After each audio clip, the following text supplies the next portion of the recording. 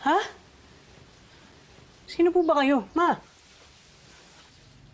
I'm so sorry, anak, kung naguguluhan ka, pero ako ang papa mo. Cedric. Valerio? Shera na, anak. Shera Valerio.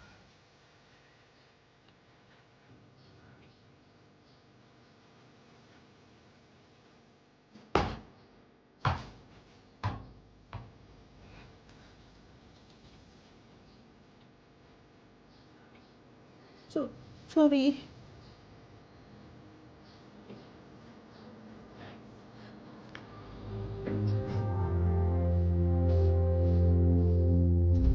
Maraming salamat, Michelle, ha?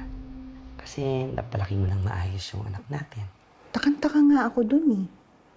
Kasi kahit minsan, hindi nagalit sa'yo yun. Sabi niya, para ka lang daw OFW na nagtatrabaho sa Antarctica na mahirap kontakin. Wala pala siyang idea, no? Wala kang sinabing masama tungkol sa akin. Wala ako sa posisyon para magsabi sa kanya kung ano ka. Kaya iniintay ko lang din ng panahon kung kailan ready ka na.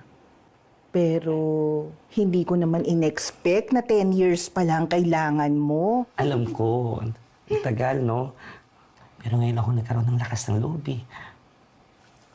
Promise, babawi ako. Ayan na yata siya.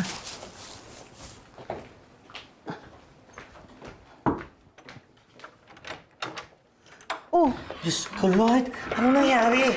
Oh, naku. tabi na dyan. Sige na, sige na. Sige na. Salamat ha. Sige po. Oh, mag-ingat kayo. Ay, naku. Hey there, beautiful. Checking ng barangay. Ay, ano yan, Dahan-dahan. anak? Teka, kuha akong tubig. Sige.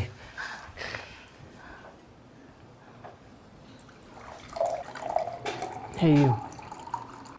You look familiar. May kamukha ka eh.